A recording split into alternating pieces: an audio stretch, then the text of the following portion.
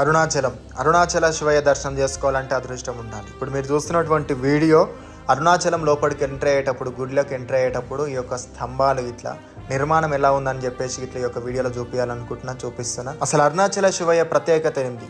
పంచలింగాలు అంటే పంచభూతాలు అంటే నింగి, నేల, నీరు, నిప్పు, గాలి. ఈ పంచభూతాలు ఎలాగైతాయో పంచభూతాలకు సంబంధించిన లింగాలలో అగ్నిలింగం అంటే నిప్పుకు సంబంధించిన లింగమే ఈ యొక్క అరుణాచలేశ్వరుడు అంటే నిప్పుకు సంబంధించిన లింగం.